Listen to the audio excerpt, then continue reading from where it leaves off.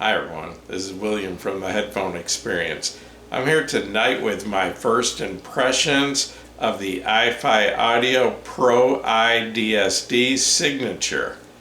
And this came in about a week ago on loan for review from IFI Audio. This unit currently sells at $3,249, and that is in US dollars.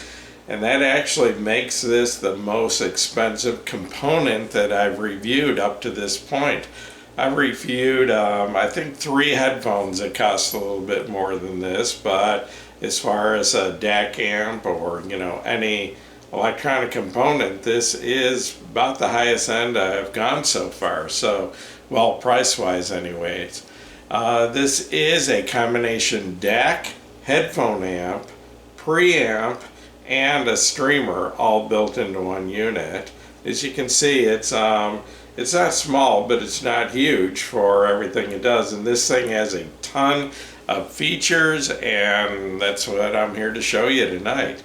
So anyway, let's start with the amp part of this. This is actually a hybrid tube amp, but you do have a choice. It has 3 settings from a switch on the front, where you can run it with a solid state input circuit, which makes it a full solid state amp, because the output circuit is solid state, so it's your input circuit that you have 3 choices. So you have a choice of either solid state or tube plus, and which gives it an even more tubey sound. So in solid state, you're in a full solid state mode, or you can run it with a tube input stage or tube plus, which I guess eliminates or reduces the feedback, which gives it, probably raises the distortion slightly, but gives it a warmer, more tube-ish sound.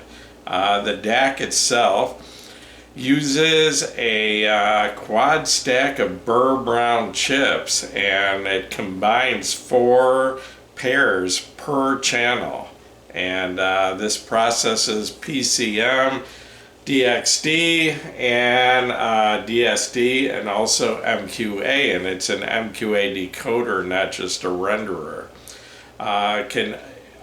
You have several options with this, all kinds of controls, and one of the things you can do is you can choose to upconvert everything, including PCM, up to either DSD 512 or DSD 1024. This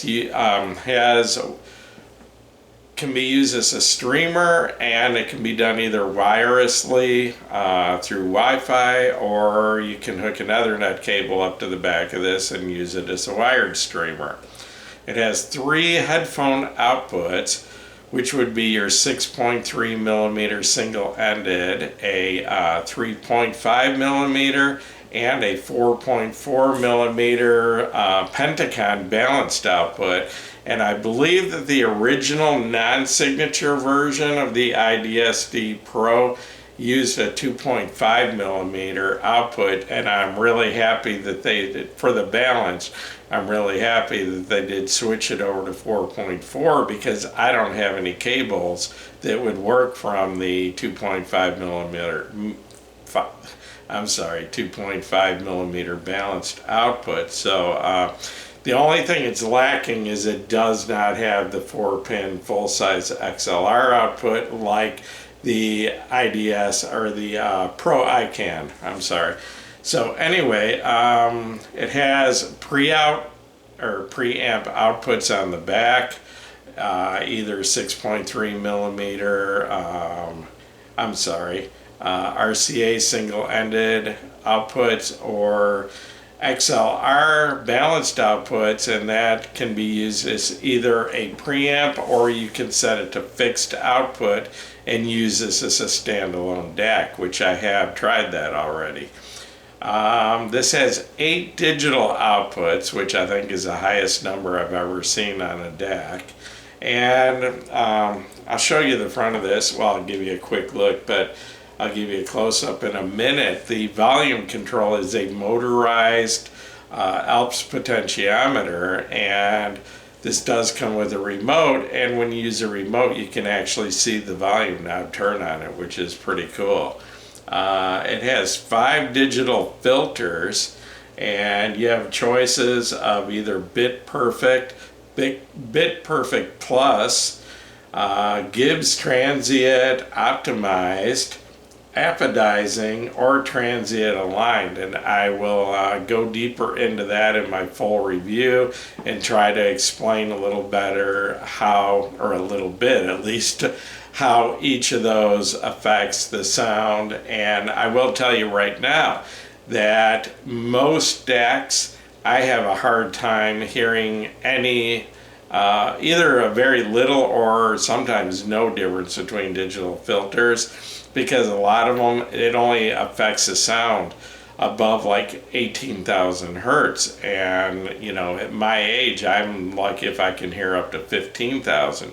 But these filters do actually substantially change the sound, and I can hear the difference between each of them. So I'm really happy about that, because you know, it makes it a worthwhile you know, addition, or a worthwhile feature for some of us older people that can't hear above 18,000 hertz. Anyway, the size of this is 8.4 inches wide. It's I'm not sure, either 8.4 or 8.7 wide, and then the other, I guess I think it's 8.7 inches wide and 8.4 inches deep and 2.5 inches tall. It's pretty close in size, about the same as the Hi-Fi Man EF400 DAC amp. And pretty close in weight too. This weighs 4.37 pounds. Not extremely heavy, but it feels very substantial. It's very solid built, everything looks very high quality. The construction of it looks perfect. The output is rated, and this is from the Headphone amp, is rated at 4,200 milliwatts into 16 ohms. Okay, that's nowhere near the, I think, 12 or 14,000 milliwatts the ICANN is rated at, but it seems to be more than enough power for every headphone I've tried so far with this. So what I've noticed, I've reviewed several of the lower end app DACs from IFI Audio, and they seem to be very conservative with their power ratings. They all seem to have as much or more. They actually surprise me. They usually seem to have more power than what IFI actually says. So if this is 4,200 milliwatts into 16 ohms, that would make it approximately, it's not always exact, but that'd be approximately 2.1 watts into 32 ohms, which is good for just about any headphone. And I will mention right now, the headphones that I've used so far reviewing this, I've had it for about a week, are the Hi-Fi Man HE1000 Stealth that I'm currently reviewing, and the Hi-Fi Man HE1000 SE that I'm currently reviewing. And this does have plenty of power for both of those. Excuse me just a second.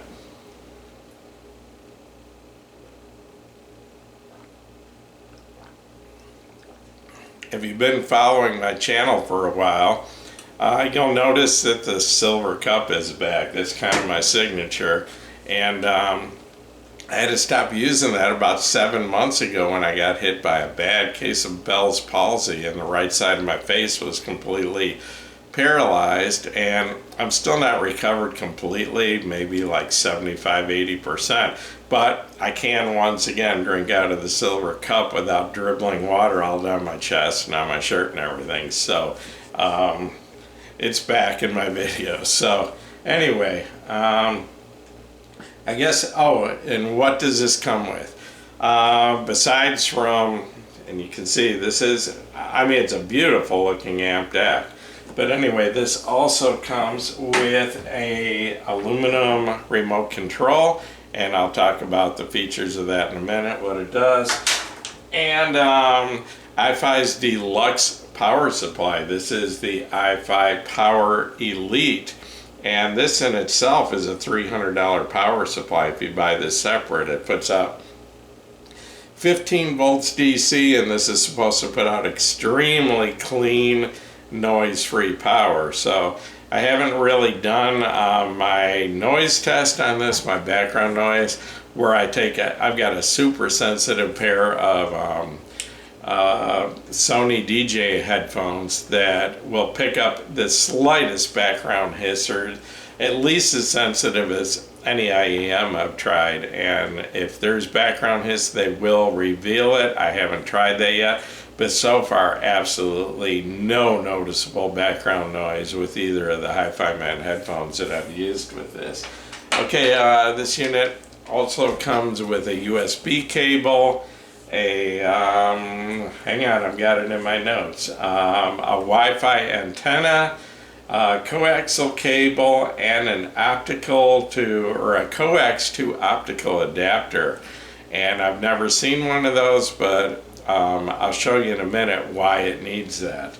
So let me roll in a little closer, and this thing has a ton of features to show you. First of all, right in the middle, and you're not going to be able to see it right now, well, you can see that there is a screen here, and that gives you all the information, everything from your input resolution to what input the unit is set on, to your filters, to your up converting, everything else. Oh, I may have forgot to mention, yeah, I did mention that this up converts to DSD 512 or 1024. So anyway, when I do my full review, I will hook this up, plug it in, and get all this working so I can actually show it to you. But this is just my first impression, so I'm gonna try not to make this a 40-minute video. So anyway, starting way over here at the right, you've got your power on off, and when you power this on, it actually takes probably about a minute to warm up. And the little light here in the corner flashes until it comes on. I think it's green when it comes on. I'm not sure, I'm colorblind. Anyway, then you've got your knob here to adjust all your different inputs. Like I said, this thing has I think 8 digital inputs. Then you've got this knob here. This goes through your filters, or you can push it once and that'll put you into DSD 512 up converting. Push it another time, it goes to DSD 1024 up converting. Push it another time and it shuts off the DSD up converting. Then you've got your little switch here to switch your input stage from either solid state, tube, or tube plus. Then you've got your OCLD screen here. You've got your 3 headphone outputs, your 6.3, your 3.5, your 4.4 millimeter Pentacon balanced. Then you've got actually 3 gain stages here, a choice of 0, 9, or 18 decibels of boost on your gain stage. And even with the Hi-Fi Man planar headphones, I've only been running this on the middle 9 decibels of gain. It doesn't need to be up on 18 even with planar magnetic headphones. So I'm assuming that this will have no problem with even harder to drive planar magnetics like the original Aria or the Sandara. I haven't tried my HE560 on this yet. But in fact, it does a good, even with the gain on 0, it does a good job with both of the Hi-Fi Man HE1000. So with it on the middle setting, 9 decibels, I'm only running about maybe 930 to 10 on the volume knob with the HE1000 Stealth and the SE.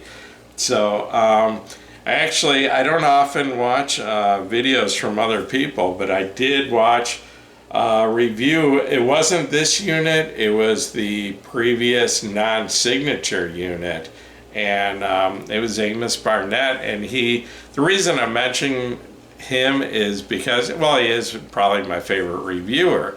I really respect Amos Barnett. He gives a ton of technical information about everything, and I like that. But anyway, he hooked up his Susvara, which is notorious for being hard to drive, and he said it did a really good job. He said that he really enjoyed listening to the Susvara plugged into the original IDSD Pro model, not the Signature, but the Signature has just as much power. So anyway, back to the front of this. This here is your volume control, and like I said, you can turn it by hand, but it is a motorized Alps potentiometer, and if you use the remote, you can watch the volume knob revolve back and forth. Also, when you turn the unit off, the volume knob goes back to 0. When you turn it on, it has a memory and goes back to where it was. So that's a really cool feature that I haven't seen before. Up on top, you can see there's a little window here that you can look in and see the tubes. It uses 2 tubes. Okay, on the back, and this thing is loaded. You've got your XLR outputs. It can be run either as preamp, volume controlled, or you can set with this. It's actually it's a knob, but this unit comes with a little plastic screwdriver to turn that, and that sets you to either fixed or variable volume, so you can set it to fixed and use this as a standalone DAC. Then you've got your RCA outputs, and then your inputs. You've got your Ethernet, you've got your USB Type A, and I guess it says that you can plug like a USB flash drive or something into that if you want. It's got your USB Type C, and or is that B? Yeah, that's Type B, the USB Type B, which is what I've been using primarily. You've got your input here, which is either coax or with an adapter. You can run optical into this, and that's what I mentioned earlier I'd never seen before, a coax with an adapter to use optical, because you can see there's no actual optical plug on this, but you can run optical to that. I did try it, and it seems to work fine. You've got your 3-pin XLR digital input here. This is something I haven't seen before. It's got a slot for a micro SD card here. I haven't tried that. Here you've got your mount for your antenna, and it does come with the antenna. I don't have it here. That little white antenna about that tall for your Wi-Fi signal, so you can use this as a wireless streamer. And then these here, this is called it's a BNC type plug here, and there's an in and an out, and it's something about synchronized controls. I really don't know how that feature works yet. I'm going to have to look into that, and I will try to have something to tell you by the time I do my full review and try to explain that. But and I'm not sure. I think I read in the instructions that with an adapter to coax, you can hook up a CD player to the input on this, so that gives you another input. You've got your 15 volt DC input here from your power supply, and then a 15 volt output, so you can run it to another unit, run 2 units, say the ICANN, off of this also. And then you've got another adjustment knob here, and the writing's too small, I can't see, so something else I need to look up before I do my full review. But once again, I'm trying to hold this video down to a reasonable amount of time. So anyway, before I get into the sound, I wanted to mention that my sources up to this point is I use the USB input, running that off my HP desktop computer that's using Windows 10, using Windows Media Player, playing ripped CDs that were ripped in a WAV lossless format. Also, I hooked up my Cambridge Audio CD transport to this, to the coaxial input, and tried it that way. As I mentioned earlier, the 2 headphones I've used with this unit so far in my review are the Hi-Fi Man HE1000 Stealth and the HE1000 SE. So getting into the sound, I would describe the tone balance of this as a little on the warm side of neutral. I actually did a very brief comparison to my reference amp DAC, which would be the Audio GD R8 MK2 R2R DAC stacked with the Audio GD Master 9 headphone amp, and that works out to about a $4,200 stack. And I actually compared this as a combo unit to that stack, and they actually have a very similar sound. The tone balance on this is nice and warm like it is on the Audio DG stack, but yet very detailed. And excuse me, that's part of the reason I've chosen the Audio GD as my reference, because it's warm without an analytical sound, but yet very detailed. And so this has a similar warm sound signature, but very, very detailed. I'll get into that a little more in a minute. But this does not have a dry analytical sound at all. So if you're trying to stay away from that, like say compared to the topping DAC amp, something like that, it's a much warmer, richer, more liquid sound. Okay, the clarity and detail on this thing is absolutely exceptional. As I mentioned a minute ago, I briefly compared it to the Audio GD stack, and while it's just as warm, it actually seems to be out detailing that stack a little bit. And the only other DAC that I've heard that I thought slightly out detailed the Audio GD was the Denafrips Pontus 2 that I reviewed about a year ago, which happened to be, is probably the best DAC I've ever reviewed. And it just sounded slightly more focused than the Audio GD, and that's why I really loved it. And this, I think, is, I don't have that anymore. I had to send it back. It was on loan. This, from what I can remember, is at least as clean and focused as the Denafrips Pontus 2. Okay, the only thing this doesn't seem to do as well as the Audio GD stack is, and it might be because this is a Delta Sigma DAC and the Audio GD is an R2R DAC, but the Audio GD does seem to have a little bit more depth to the soundstage, a little bit more of a 3D sound. But anyway, but comparing this to that stack, I mean, just from a very brief comparison I can already tell this is right up there, you know, very competitive with that stack.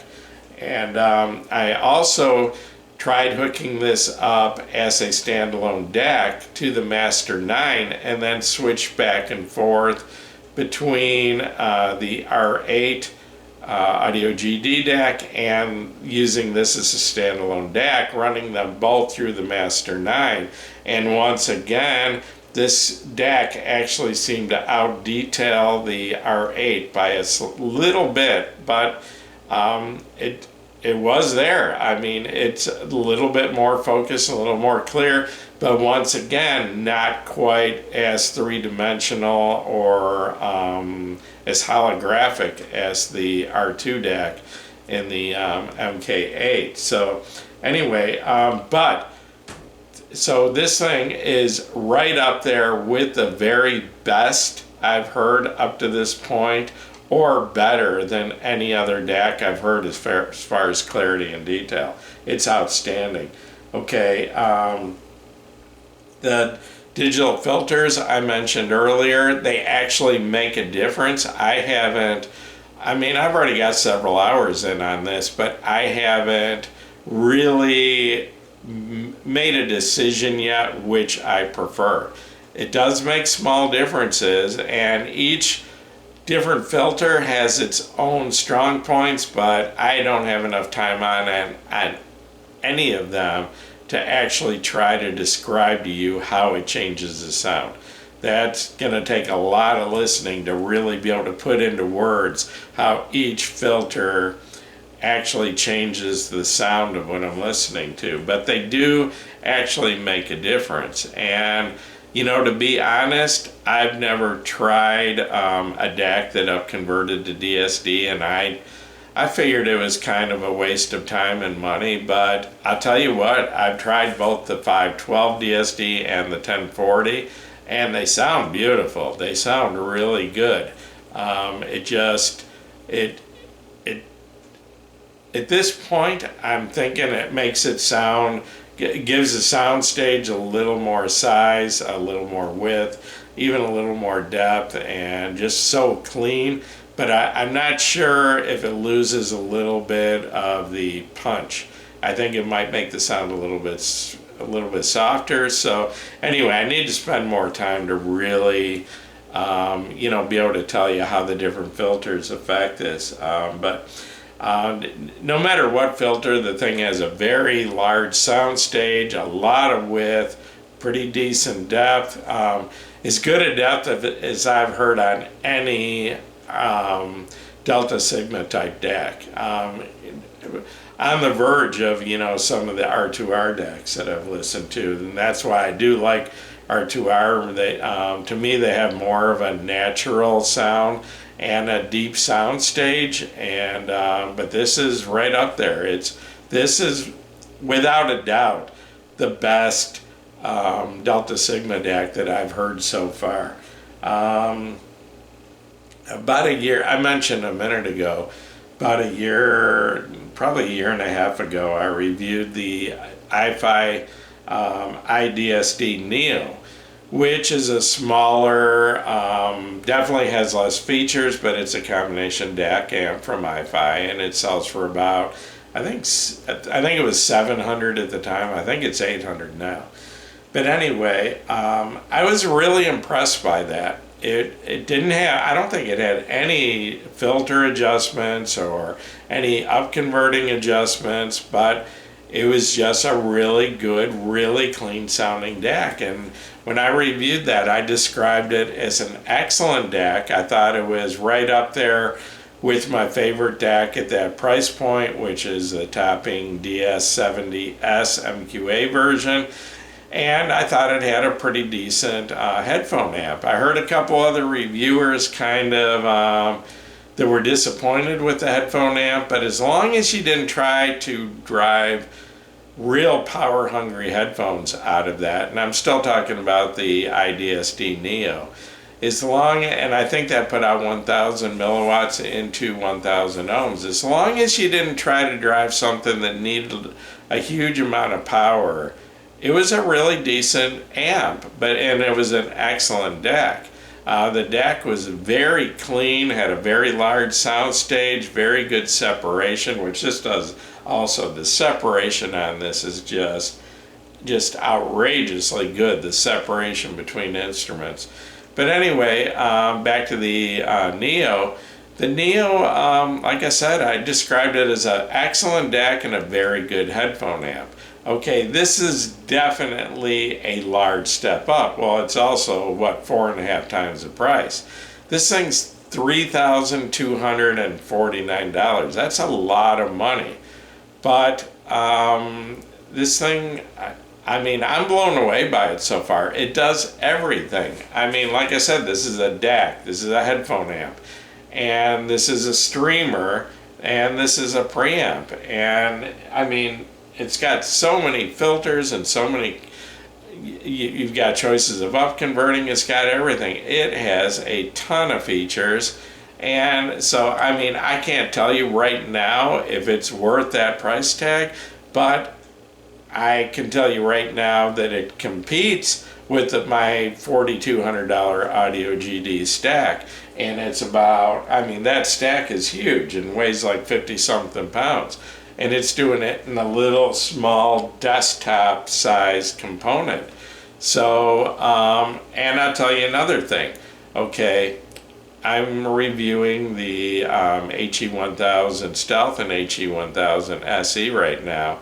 and both of those sound as good from this as they have pretty much anything else. In fact, I'm probably hearing more detail out of the 1000 SE with this than I am with any other DAC amp combination I've tried.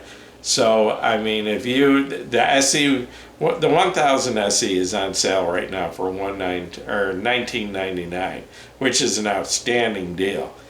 If you need an amp DAC streamer combination that does everything, that works beautifully with the 1000 SE, this will do it. I mean, you don't need anything else. This, all you need is a source, and you know, I mean, that's not a budget system by a long ways. You're still in what, $5,200 and no, yeah, $5,200, $5,249 for this and a HE 1000 SE. But you will have, you're definitely in high-end territory at that point. You know, that could be a system you could live with forever.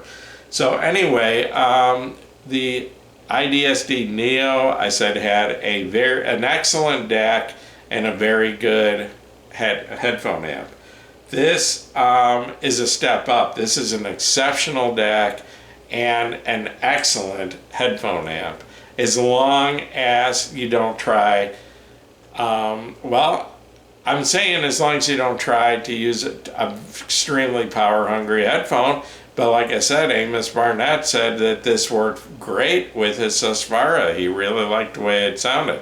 So, I mean, it's only putting out like approximately a little over 2 watts per channel into 32 ohms, but that seems to be enough. And like I said, IFI has always, I think, been very conservative with their power ratings on their stuff. I think they put out at least what they claim or more. So anyway, it's probably going to be a month or so, maybe longer. It's going to take some time with this to learn all the features, learn all the filters, the up converting, everything. I'm going to try this with some different headphones. I'm going to compare this more extensively to the Audio GD stack. I'm going to compare it to some other DACs I have, and I do have another DAC from Denafrips coming in. It's the Aries, which is a step down from the Pontus 2 I reviewed, but it's the latest, newest version of the Aries. I forgot what it's called, but anyway, so I'll see how that compares to this, and I know that's going to be a great DAC. So anyway, I'll get back to you probably a month or so and give you a full review of this. I know this probably already sounds like a full review, but there's just so much more I want to learn about this, and when I do, I want to share that with you and let you know, is this thing really worth the $3,249 price tag? And so far, I would say there's nothing telling me that it's not. I mean, you know, you're getting an outstanding DAC, a really good headphone amp, and streaming capability, preamp and everything in one unit. And when you start adding up the price of other, you know, multiple separate units to do that same thing, you're going to be right up here with the price of this thing. So maybe it's not that bad a price after all. I mean, it seems high, and I know it's going to be out of the budget of a lot of people. It'd be out of my budget, but it was loaned to me for review. So unfortunately, I will have to send it back, and that's going to be hard because I'm really enjoying it. But anyway, I'll get back to you in a month or so with a full review. In the meantime, if this video helped you, please give me a thumbs up. Please subscribe to my YouTube channel if you haven't already, and you're all welcome to join us at the Headphone Experience on Facebook. That is up to 25.3 thousand members and growing at an average of about 20 members per day. So I'd like to see you over there, and once again, thanks for watching my video.